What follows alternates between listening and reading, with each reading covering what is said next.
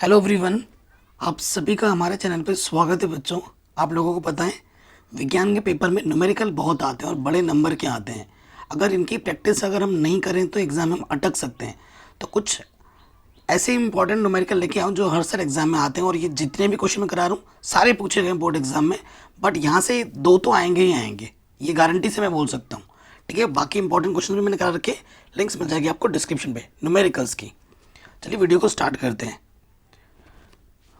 तबीयत भी खराब है, छींक आने वाली है। ठीक है, पहला क्वेश्चन पे आ जाते हैं।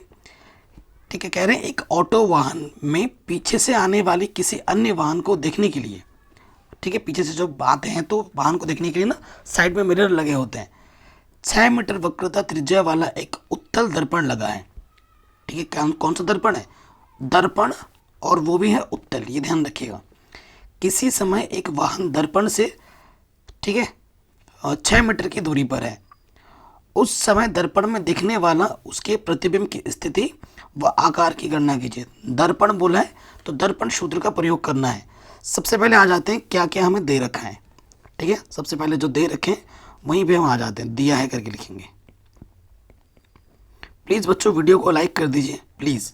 ठीक है, ताकि मैं आपके लिए ऐसे वीडियो डेली लाता रहूँ। सबसे पहले चीज़ हमें जो दिया हुआ है, कह रहे हैं एक ऑटो वाहन के पीछे से आने वाले किसी अन्य वाहन को देखें। 6 मीटर वक्रता त्रिज्या दे रखा है। हमें क्या दे रखा है? वक्रता त्रिज्या। वक्रता त्रिज्या को हम आर से बधित करते हैं, और वो हमें कितना दे रखा है? 6 मीटर दे रखा है। अब वक्रता त्रिज्या दे रखा है तो हम फोकस दूरी निकाल सकते हैं।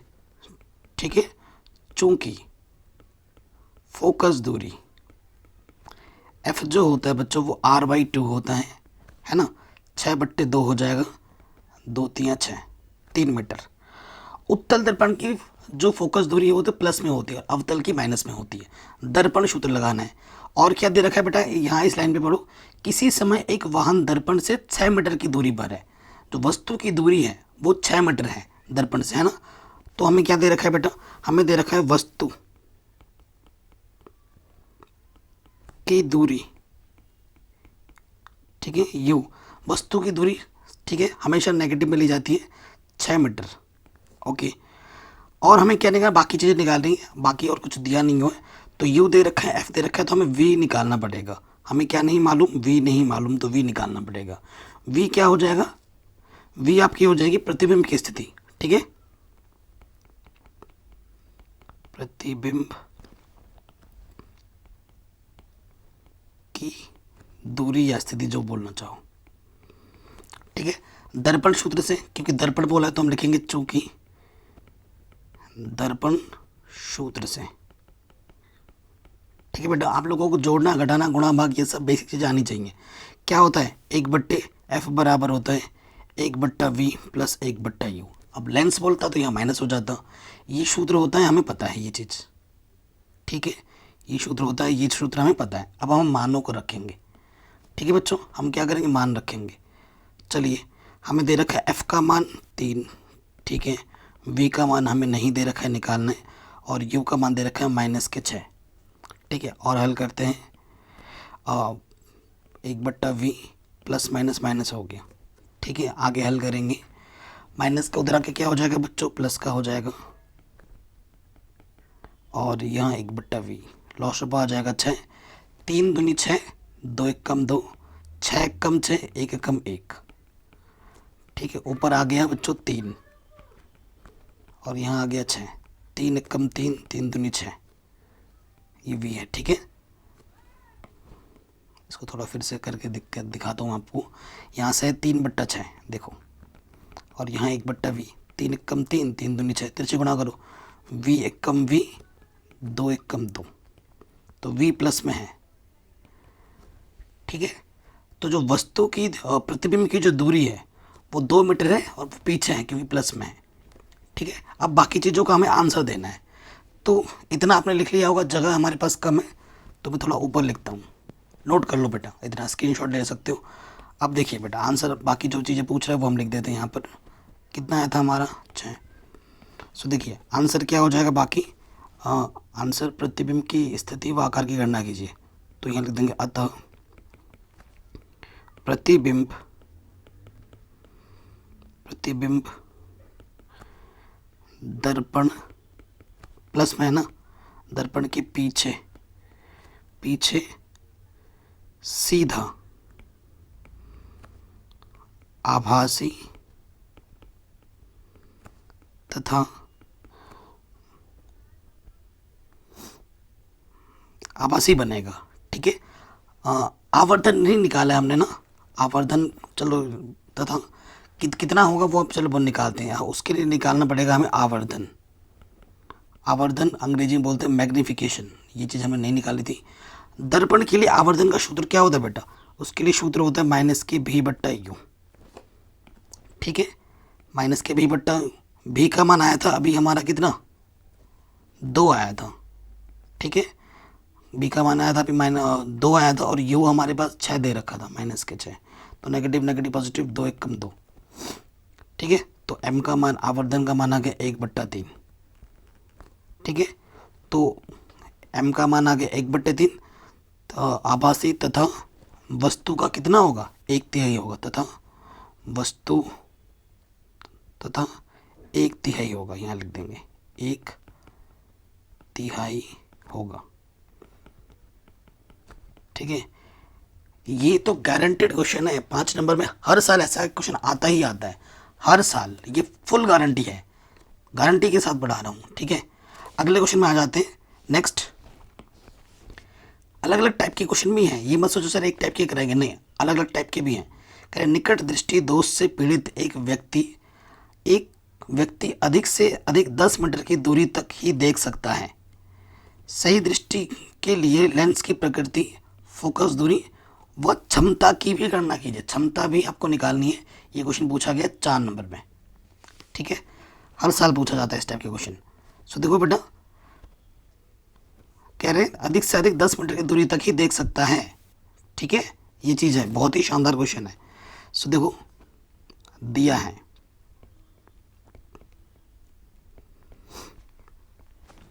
देखो सबसे पहली चीज़ है उसे है निकट दृष्टि दोष। निकट दृष्टि दोष को दूर करने के लिए किसकी आवश्यकता होती है? अवतल लेंस की। ठीक है, निकट दृष्टि दोष को दूर करने के लिए अवतल लेंस की आवश्यकता होती है। ठीक है, निकट दृष्टि का मतलब क्या होता है? निकट की वस्तु तो साफ देख पाता है, लेकिन दूर की वस्तु से दिखती नहीं है। ठीक है, ये मतलब है। तो देखो हमारे पास क्या है, इस क्वेश्चन में दिया है, करके लिख सकते हैं वस्तु की दूरी,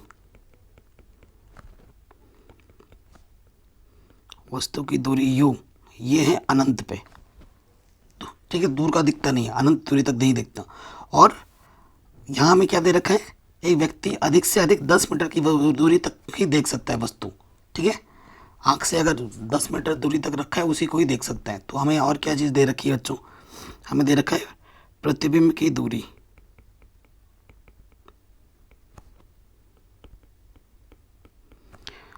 ठीक है, वो 10 मीटर है माइनस में।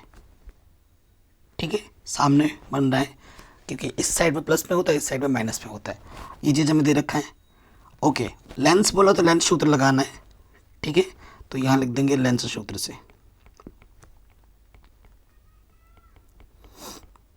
ठीक है, लेंस सूत्र से हमें क्या मालूम नहीं है, हमें फोकस दूरी नहीं दे रखा है। जब तक फोकस दूरी नहीं पता चलेगी तब तक हम लेंस की क्षमता भी नहीं निकाल सकते हैं ना। तो लेंस का सूत्र क्या होता है बच्चों? 1/f बराबर 1/v माइनस के 1/u। ठीक है, मान को रखेंगे, देखो v हमारे पास -10 दे रखा है, और u हमारे पास है इन्फिनिटी। ठीक है, किसी के बट्टे में जब इन्फिनिटी हो ना, चाहे ऊपर कितना ही बड़ा नंबर क्यों ना, बट्टे में अगर इन्फिनिटी है तो वो 0 हो जाता है। वो क्या हो जाता है? 0। और किसी भी संख्या से जब 0 घटाते हो तो वही रहता है। ठीक है, इधर क्या था? 1/f। ठीक है, तिरछे गुणा कर दोगे, f 1 कम f, और यह आ जाएगा 10 माइनस के 10। ठीक है, मीटर। ये आपका आ जाएगा फोकस दूरी। इससे ये आइडिया भी लग रहा है ना, मैंने स्टार्टिंग में ही बोल दिया, निकट दृष्टि दोष के लिए क्या लगाना पड़ता है? अवतल लेंस। और अवतल लेंस की फोकस दूरी क्या होती है? माइनस में आती है। देखो माइनस में आई है ना। ठीक है, अब हमें क्या निकालना है बेटा? अब हमें निकालना है लेंस की क्षमता। ठीक है, हमें क्या निकालना है? लेंस की क्षमता। उस लेंस की क्षमता क्या होगी? P बराबर, क्योंकि ये मीटर में है तो सूत्र लगता है 1/f मीटर में, ठीक है। सो एक एफ का मान क्या है, -10, तो यह आ जाएगा -0.1 डायोप्टर, ठीक है। लेंस की क्षमता का मात्रक क्या होता है बच्चों, डायोप्टर होता है। कोई दिक्कत, कोई परेशानी नहीं होगी। और निवारण करके लिख दो ना, निवारण के लिए हमें लगाना होगा अवतल लेंस, ये भी लिख देते हैं हम अपने से। शानदार क्वेश्चन है, आराम से बन गया, कोई दिक्कत नहीं होगी। किसी भी क्वेश्चन में जो थोड़ा सा भी डाउट या दिक्कत लगे तो वीडियो को एक बार दोबारा ज़रूर देखें, ठीक। आगे बढ़ते हैं, बहुत ही शानदार क्वेश्चन है। कह रहे हैं एक विद्युतीय उपकरण पर लिखा है 2.3 किलोवाट और 230 वोल्ट, इसे पूरी क्षमता से कार्य करने पर इससे कितनी विद्युत धारा का प्रवाह होगा, इसके प्रतिरोध की गणना कीजिए। यह भी गणना कीजिए कि यदि इसे 10 घंटे तक कार्य करने दिया जाए तो इसमें कितने किलोवाट घंटा की विद्युत ऊर्जा व्यय होगी, ठीक है। इस क्वेश्चन को दो हिस्सों में बांटा गया है, कितने किलोवाट घंटा की विद्युत ऊर्जा व्यय होगी, वो चीज़ भी आपको निकालनी है, ठीक है। बहुत ही शानदार जानदार क्वेश्चन है। सो देखिए बेटा, सबसे पहले आ जाते हैं, दिया है करके लिखेंगे, जो जो दे रखा है वो हम लिख लेते हैं। सबसे पहली चीज़ हमें क्या दे रखी है, 2.3 किलोवाट, वाट शक्ति का मात्रक, यानी कि शक्ति या सामर्थ्य जो लिखना चाहें। तो सबसे पहले हमें दे रखा है शक्ति, शक्ति को हम P से दर्शाते हैं। ये दे रखा है मुझे 2.3 किलोवाट KW। तो किलोवाट को वाट में बदलेंगे तो 1000 से गुणा कर देंगे, ठीक है। 1000 वाट होता है 1 किलोवाट में, तो यहाँ पर फिर वाट आ जाएगा, तो अच्छे से गुणा करेंगे तो ये आ जाएगा एक स्थान के बाद 0.2, तो 2300 वाट हो जाएगा, ठीक है। ये हमारे पास P आ गया। उसके बाद मुझे क्या दे रखा है, 230 वोल्ट है, तो ये विभवांतर भी मुझे दे रखा है। विभवांतर को V से प्रदर्शित करते हैं, इसका मात्रक वोल्ट होता है, तो इससे मुझे आइडिया लग गया कि 230 वोल्ट ये दे रखा है, ठीक है। इसे पूरी क्षमता से कार्य करने पर इसमें कितनी विद्युत धारा का प्रवाह होगा, I निकालना है हमें। क्या निकालना है, विद्युत धारा। विद्युत धारा I की हमें गणना करनी है, ठीक है। देखो बच्चों, हम जानते हैं P बराबर क्या होता है, VI। देखो, एक क्वेश्चन करने के ना बहुत सारे फॉर्मूले होते हैं एक चीज़ निकालने के, लेकिन हमें वो फॉर्मूला लगाना होता है फिजिक्स में, भौतिक विज्ञान में, कि जो दिया हुआ है और जो निकालना है उसके बीच में जो संबंध फिट बैठ रहा हो, ठीक है। सो देखो बेटा, अब P दिया हुआ है, V दिया हुआ है और I निकालना है, तो I बराबर क्या हो जाएगा, P/V। P का मान है 2300 और V का मान है 230, 1 0 से 0 कटा, 23 से कम 23 0, तो I का मान आ गया 10 एम्पियर। आंसर पहले वाले पार्ट का, कोई दिक्कत, कोई परेशानी नहीं होगी। उसके बाद हमसे ये भी बोला गया है इसके प्रतिरोध की गणना कीजिए। आगे नेक्स्ट पार्ट में एक एक पार्ट करके कर रहे हैं। अब आ जाए नेक्स्ट पार्ट में, हम लिखेंगे यहाँ से ओम के नियम से। ओम के नियम से देखो बेटा, ओम का नियम क्या होता है, V बराबर IR। हमें R निकालना है तो V/I हो जाएगा, है कि नहीं। हमारे पास V का मान कितना दे रखा है बेटा, 230। I का मान हमारे पास है 10, 0 से 0 कटा, तो R का मान आ गया 23। तो हमारे पास जो प्रतिरोध होगा 23 ओम होगा, ओम का चिन्ह लगा दिया, ठीक। कोई दिक्कत, कोई परेशानी नहीं होगी। ये पहला पार्ट हो गया। अब आज इस क्वेश्चन के सेकंड वाले पार्ट में यह भी गणना कीजिए कि यदि इसे 10 घंटे तक कार्य करने दिया जाए तो इसमें कितने किलोवाट घंटा की विद्युत ऊर्जा व्यय होगी, ठीक है। ये भी निकालना है। अब इसका सेकंड पार्ट है, इसे हम करते हैं। सूत्र क्या लगेगा, देखो बेटा, यहाँ पर हमें निकालना है विद्युत ऊर्जा व्यय। इसका जो सूत्र होता है वो होता है सिंपल, वाट गुणा जितना घंटे के लिए बोले उतना, और उसके आगे लगा दो दिन, और बट्टे में आ जाएगा आपका 1000। ये सूत्र है, ठीक है। तो वाट हमारा कितना है, 2.3, यानी कि 2300 वाट था। 2300 वाट। घंटा कितना बोला गया है, 10 घंटा बोला गया है, 10 से गुणा कर दो। और दिन तो एक ही दिन के लिए बोला गया है, बट्टे में क्या है 1000, 1 2 3, 1 2 3, ऊपर आ गया 23। ठीक है, तो ऊर्जा व्यय हो जाएगा 23 किलोवाट घंटा। ये हमारा ऊर्जा व्यय होगा। कोई दिक्कत, कोई परेशानी नहीं। अभी तक हमने 3 क्वेश्चन कर लिए हैं बेटा, और ये जो जितने भी क्वेश्चन करा रहा हूँ सभी बोर्ड एग्जाम में पूछे गए हैं ऑलरेडी, और यहाँ से कम 2 क्वेश्चन तो आएंगे, पूरी गारंटी इस वीडियो से। बाकी भी मैं कराता रहूँगा आने वाले टाइम में, और डिस्क्रिप्शन में ऑलरेडी करा रखे हैं, उनकी भी लिंक्स में डाल दूंगा, ज़रूर देखिए। अगले क्वेश्चन में आ जाते हैं। हर साल आने वाला प्रश्न है ऐसा, कह रहे लोहे के एक तार की लंबाई L1, अनुप्रस्थ काट का क्षेत्रफल A1 व प्रतिरोध 5 ओम है।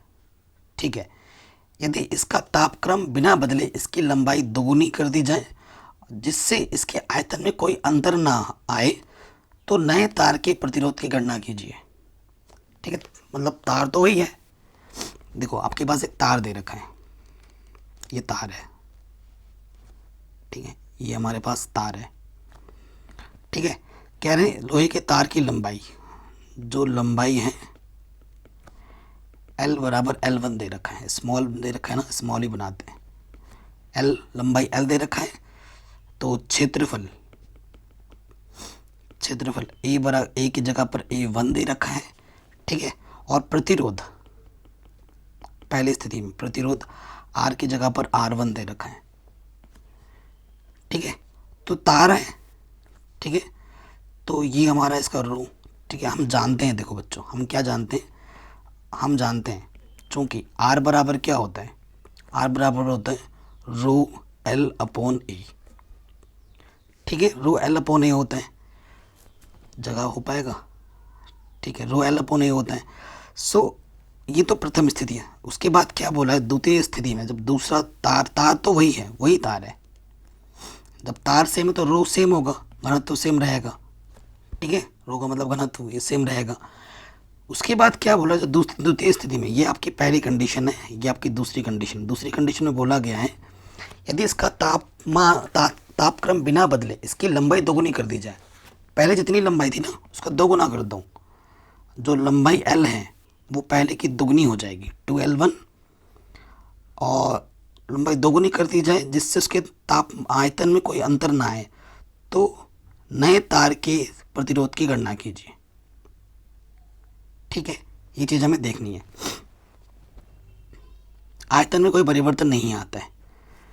ठीक है, आयतन में कोई परिवर्तन नहीं आता है, ये चीज़ बोली गई है। सो देखो आप जानते हैं प्रथम स्थिति के लिए देखो क्या हो जाएगा। प्रथम स्थिति में R1 बराबर हो जाएगा रो L1 अपॉन A1। ठीक है, ये पहली स्थिति है, और R1 हमें दे रखा है कितना, 5 ओम। R1 हमें 5 ओम दे रखा है, हमें R2 निकालना है। द्वितीय स्थिति में कितना प्रतिरोध होगा वो चीज़ हमें निकालनी है। ठीक है, ये चीज़ हमें निकालनी है। ओके, इसे मैं पहला समीकरण मान देता हूँ। अब द्वितीय स्थिति में आ जाओ। अब एक कंडीशन का उपयोग और कर सकते हैं अगर ज़रूरत पड़े तो कहीं पर। ठीक है, मिटाना भी पड़ेगा यार, जगह कम पड़ रही है। मैं पहले आपको दिखाता हूँ। कंडीशन क्या है कि दोनों का आयतन बराबर है। आपको पता है बेटा, आयतन बराबर क्या होता है, क्षेत्रफल गुणे ऊंचाई या लंबाई, जो बोलना चाहो। ठीक है, क्षेत्रफल गुणा लंबाई। तो इसका जो आयतन है और इसका आयतन समान रहता है। इसका जो आयतन है और इसका जो आयतन है वो समान रहता है, क्वेश्चन में ही बोल रहा है। तो आयतन बराबर क्या होता है, इसका क्षेत्रफल A1 है और इसकी लंबाई L1 है। ठीक है, और इसका क्षेत्रफल आपका कुछ नाम दे दो, A2 है। ठीक है, और लंबाई दूसरे वाले के लिए क्या बोला गया है, 2L1, तो 2L1 है। तो L1 से L1 कट जाएगा।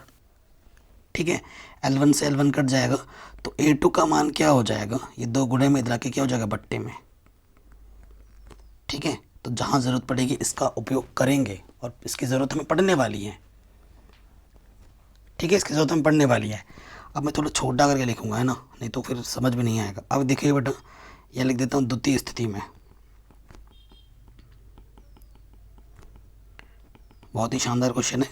द्वितीय स्थिति में देखो बेटा R2 क्या हो जाएगा, R2 रो तो वही है, रो वही है, L की जगह हमें क्या लिखना है 2L1, 2L1 और फिर A1 की जगह मुझे क्या लिखना है, देखो मैं पहले पूरा लिख के दिखाता हूँ नहीं तो आपको कन्फ्यूज़न आएगी ना। देखिए रो R यहाँ आ जाएगा L2 और यहाँ आ जाएगा A2, ठीक सिंपल। अब देखिए बेटा मान रखना पड़ेगा R2, रो L2 की जगह क्या रखना है, दूसरा 2L1 रखना है, बिल्कुल 2L1 रख दिया। और A2 की जगह क्या रखना है A1/2, A1/2, बट्टे का 2 कहाँ जाएगा ऊपर, तो R2 बराबर हो जाएगा रो 2 दूनी 4 L1/A1। समीकरण नंबर 2 एकदम मस्त तरीके से समझा रहा हूँ इजी वे में। अब आपको क्या करना है, इन दोनों समीकरणों को भाग देना है, 2/1 कर देना, बढ़िया रहेगा, ठीक है। अब देखिए बेटा जगह थोड़ा कम पड़ रहा है ना तो मिटा लिया मैंने थोड़ा सा, यहाँ लिखेंगे समीकरण 2 भागा समीकरण 1।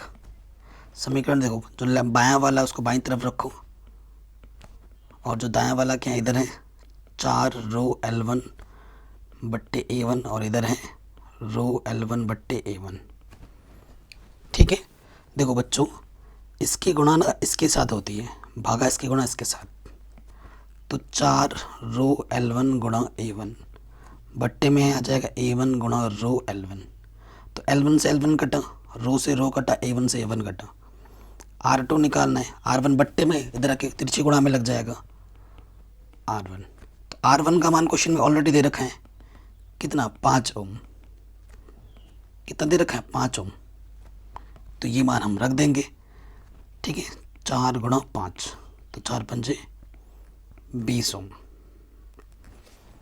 तो जो नया प्रतिरोध होगा वो कितना होगा बच्चों 20 ओम होगा। इतना शानदार क्वेश्चन है और ये क्वेश्चन 4 नंबर पूछा गया है और वो 2022 में। ऐसा क्वेश्चन हर साल आता है, मेरी गारंटी है या तो ये क्वेश्चन या फिर इससे मिलते जुलते क्वेश्चन इसी वीडियो से ज़रूर पूछे जाएंगे, कम से कम 2 से 3 क्वेश्चन की गारंटी लेता हूँ, ठीक है। कोई दिक्कत कोई परेशानी नहीं होगी।